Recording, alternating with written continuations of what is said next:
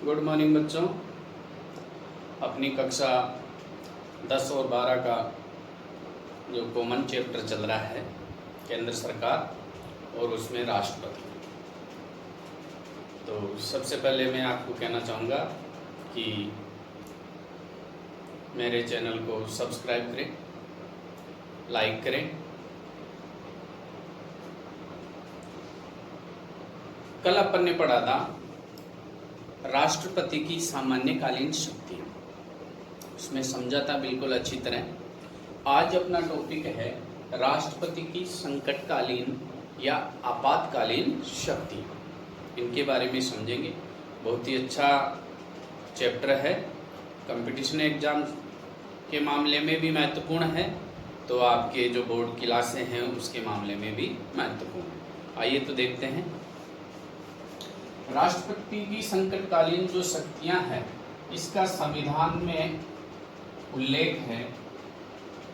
संविधान के भाग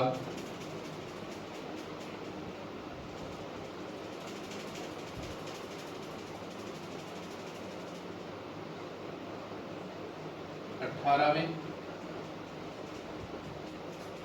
अनुच्छेद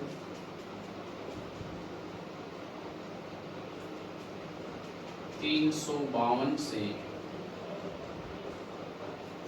360 तक।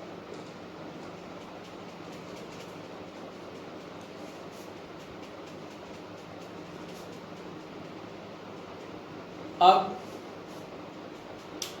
जो संकटकालीन शक्तियां हैं वो राष्ट्रपति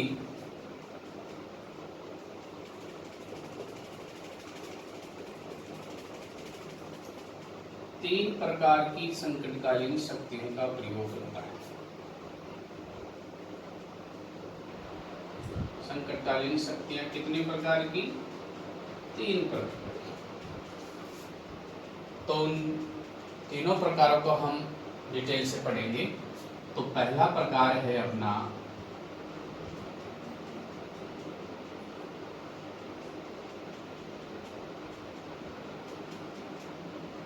युद्ध एवं बाहरी आक्रमण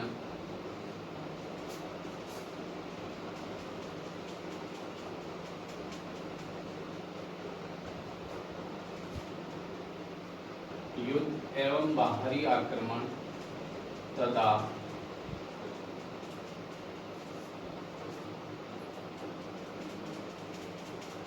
आंतरिक विद्रोह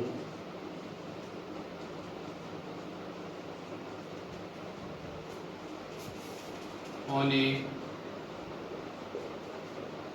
पर उसका नाम दिया गया है राष्ट्रीय आपात।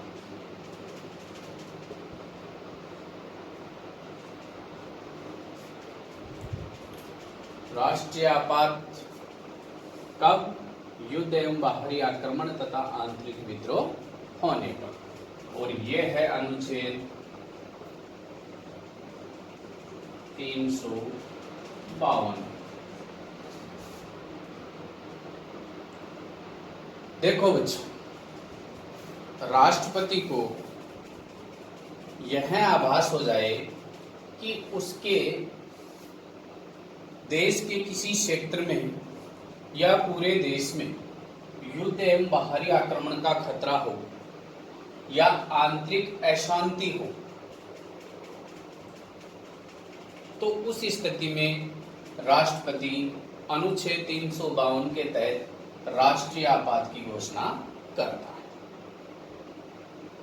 अब प्रारंभ में इसमें क्या था कि राष्ट्रीय जो आपात घोषित करता था राष्ट्रपति, उसमें 2 माह के भीतर संसद की अनुमति आवश्यक होती थी और उसके बाद में वह जब चाहे तब, इसकी कोई सीमा नहीं थी, राष्ट्रीय आपात को लागू कर सकते। लेकिन क्या हुआ, संविधान संशोधन 44वां संविधान संशोधन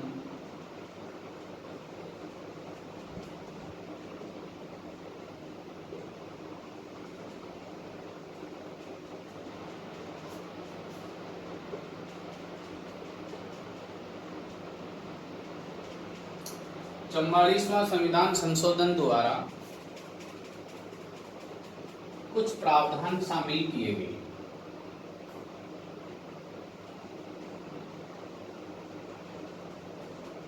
अब वो प्रावधान क्या है वो मैं आपको बता देता हूं। एक तो अपने आंतरिक अशांति या आंतरिक जो विद्रोह है,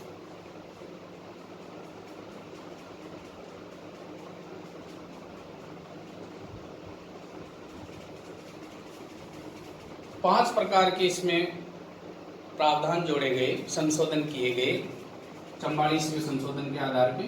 पहला, आंतरिक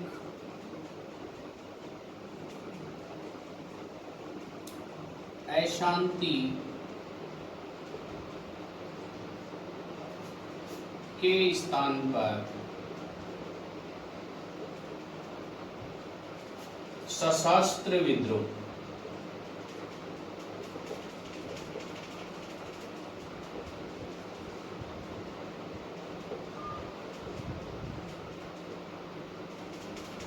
देखो बच्चों, आंतरिक अशांति के नाम पे पहले जो राष्ट्रीय आपात हुआ उसके स्थान पे सशस्त्र विद्रोह अपनाया गया। अशांति के नाम पे अब कोई राष्ट्रीय आपात की घोषणा नहीं कर सकता राष्ट्रपति। तो इस आधार पे सशस्त्र विद्रोह होगा देश में तो ही राष्ट्रीय आपात लागू। पहली चीज तो ये हो गई। दूसरी चीज ये हो गई कि राष्ट्रपति शासन लागू करने के लिए मंत्रिमंडल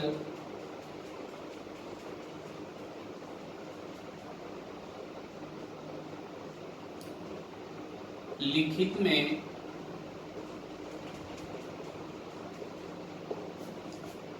राष्ट्रपति को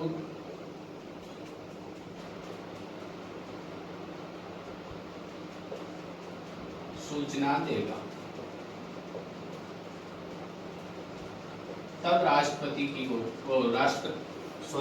राष्ट्रीय आपात की घोषणा लागू होगी। एक प्रावधान यह शामिल कर दिया, मंत्रिमंडल लिखित में देगा। तीसरी बात, पहले इसमें एक प्रावधान था कि 2 माह की अवधि में संसद की स्वीकृति आवश्यक है, उसके स्थान पे कर दिए कि 1 माह की अवधि।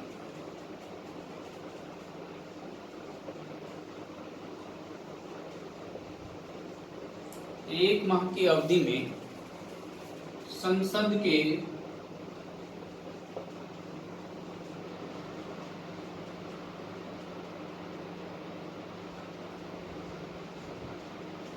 संसद की विशेष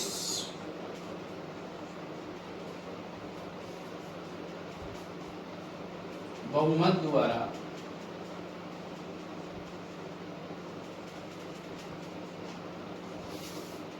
स्वीकृति। अब विशेष बहुमत का मैं आपको समझा दूं कि विशेष में यह है कि दोनों सदनों में अलग अलग पृथक पृथक रूप से लोकसभा और राज्यसभा में उपस्थित और मतदान देने वाले जो सदस्य हैं उनके 2/3 बहुमत से यह स्वीकृति आवश्यक है। और इसके लिए 6 माह की अवधि में यदि आगे बढ़ाया जाना है तो फिर संसद से स्वीकृति चाहिए।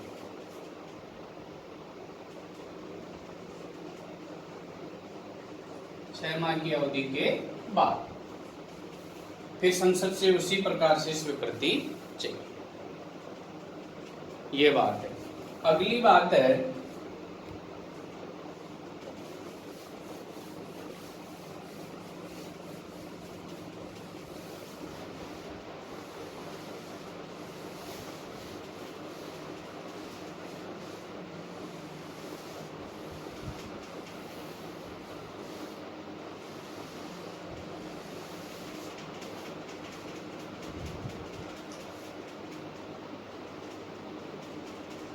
चौथी बात, पहली हो गई मंत्रिमंडल आंतरिक अशांति के स्थान पे सशस्त्र विद्रोह, मंत्रिमंडल लिखित में देगा। तीसरी बात हो गई कि संसद के विशेष बहुमत की प्रक्रिया से उसको हम 1 माह की अवधि में स्वीकृति चाहिए और 6 माह के बाद फिर उसको आगे बढ़ाना है तो संसद की वही प्रक्रिया से स्वीकृति आवश्यक है। फिर आगे है चौथी बात कि लोकसभा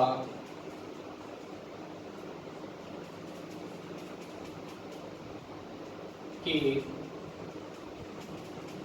सामान्य बहुमत से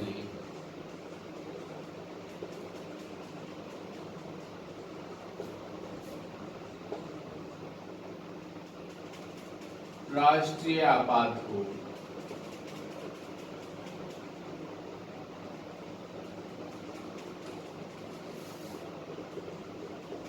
समाप्त कर सकते हैं।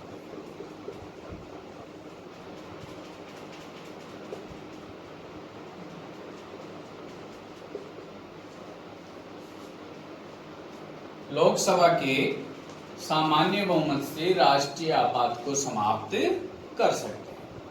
ये इस प्रकार कुछ प्रावधान 44वें संविधान संशोधन के द्वारा किया गया। अब आगे है अपना जो संकटकालीन शक्तियों में दूसरा है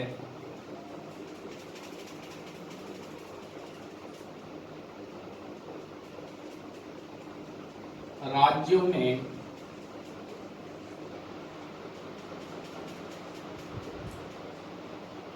संवैधानिक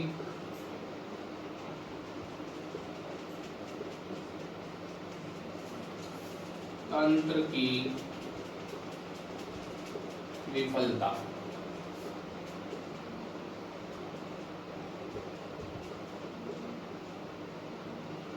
इसे हम सामान्य बोलचाल की भाषा में राष्ट्रपति शासन लागू करना कहते हैं।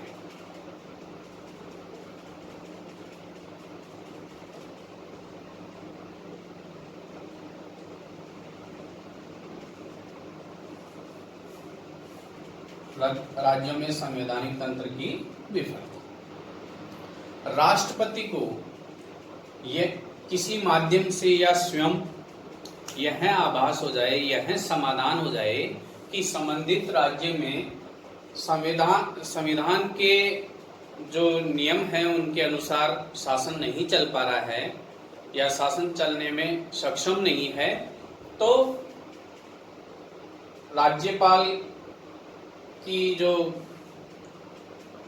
बात है, सिफारिश है, उसके आधार पे राष्ट्रपति संबंधित राज्य में राष्ट्रपति शासन लागू करता है और इसका अनुच्छेद है अनुच्छेद 356।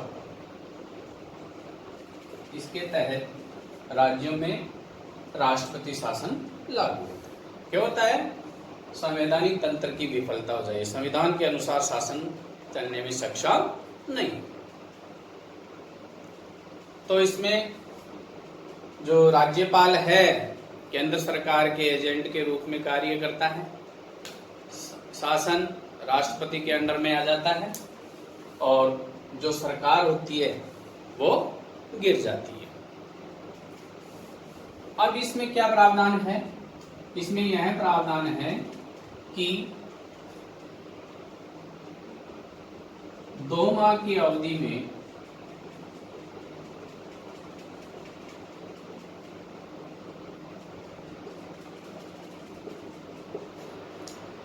संसद के सामान्य बहुमत से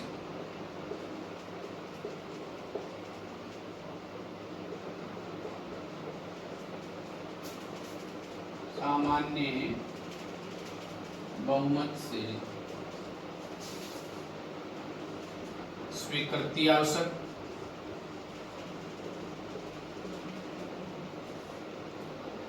राष्ट्रपति शासन की घोषणा हो गई, फिर उसको 2 माह की अवधि में संसद के सामान्य बहुमत से स्वीकृत होना जरूरी है।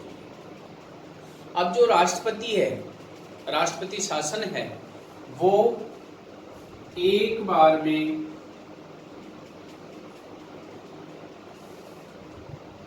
एक वर्ष से अधिक तभी ही लागू होता है जब या तो देश में आपातकाल लग रहा हो या निर्वाचन आयोग यह घोषणा कर दे कि संबंधित राज्यों में चुनाव कराना संभव नहीं है। तो ऐसी स्थिति में जो राष्ट्रपति शासन है वो एक वर्ष से अधिक हो सकता है। इसमें भी वही है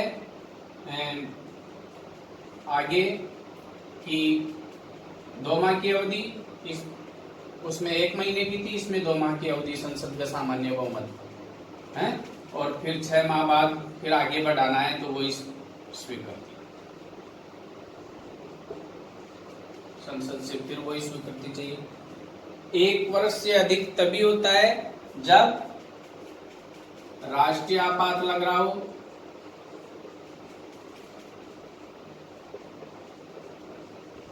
या चुनाव आयोग या निर्वाचन आयोग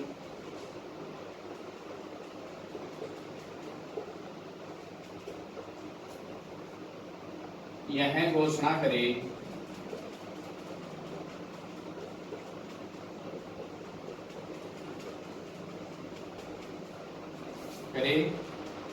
कि चुनाव कराना संभव नहीं है।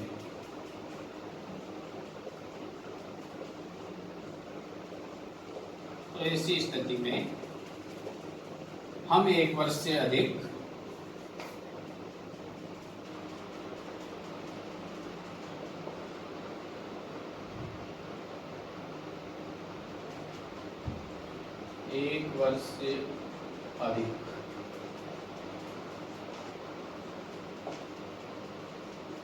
अवधि तक राष्ट्रपति शासन लागू कर सकते।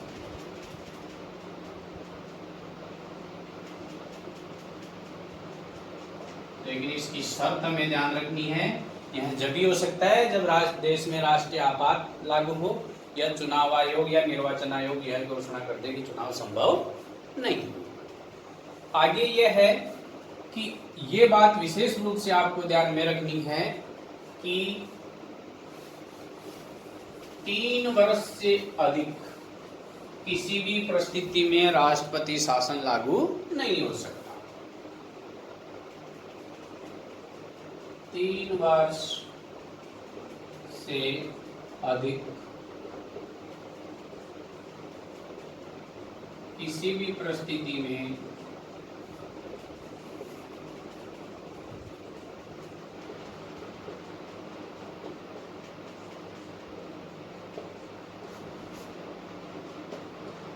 राष्ट्रपति शासन लागू नहीं रह सकता। यह हमें ध्यान में रखने की बात है। अधिकतम 1 वर्ष हो गया और 1 वर्ष से ज्यादा कब होगा यह मैंने बता दिया, लेकिन 3 वर्ष से किसी भी अधिक किसी भी परिस्थिति में नहीं हो सकता। यह हमें ध्यान रखना है। तो यह हो गई राष्ट्रपति शासन या राज्यों में संवैधानिक तंत्र की विफलता। आगे है अपना जो तीसरा आपातकाल है या संकटकालीन राष्ट्रपति को जो शक्ति प्राप्त है वो है वित्तीय आपात। वित्तीय आपातकाल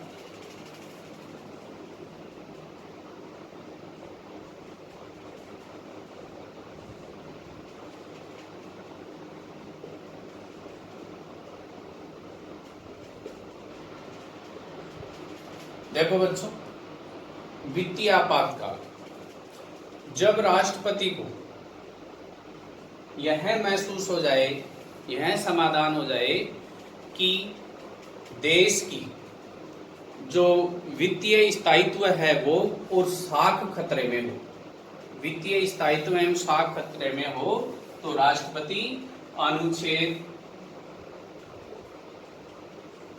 360 के तहत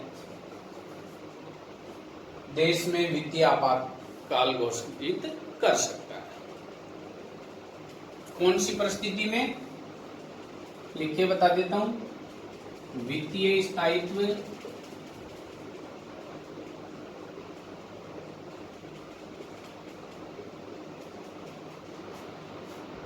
एवं देश की साख को खतरा हो जाए।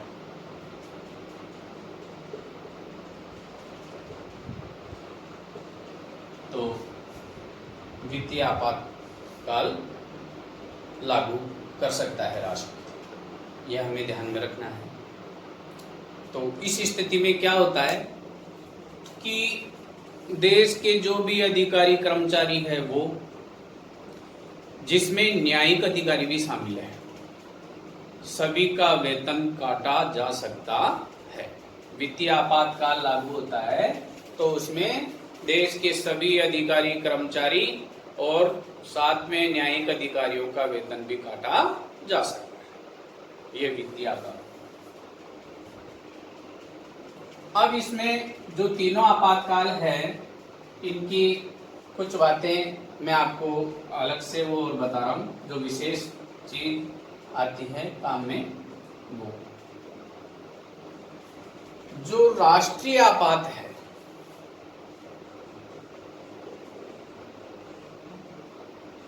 राष्ट्रीय आपात अब तक 3 बार लगा। राष्ट्रीय आपात अब तक 3 बार लगा, और वो है कब कब लगा? 1962 में, 1971 में और 1975 में। देखो बच्चों, 1962 में जब भारत का चीन से युद्ध हुआ तब राष्ट्रीय आपात लगा। 1971 में जब पाकिस्तान ने भारत पर आक्रमण किया बांग्लादेश वाले मसले पे, जिसे पूर्वी पाकिस्तान कहते हैं, तब राष्ट्रीय आपात लगा। 1975 में आंतरिक अशांति के नाम पे देश में राष्ट्रीय आपात लगा। 1975 में 25 जून 1975 को लगा था। तो जब 1975 में राष्ट्रीय आपात लगा, उस समय प्रधानमंत्री श्रीमती इंदिरा गांधी थी। तो एक चीज तो ये हो गया कि ये 3 बार लगा। फिर आता है राष्ट्रपति शासन। राज्यों में राष्ट्रपति शासन लगता है।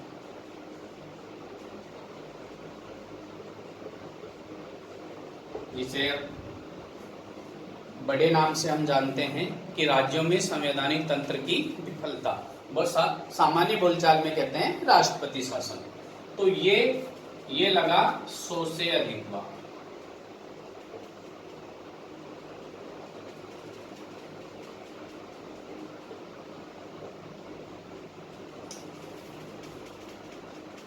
सौ से अधिक बार लगा।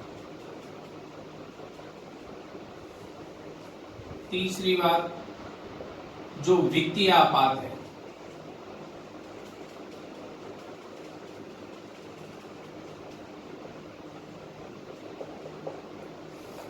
ये एक बार भी नहीं लगा।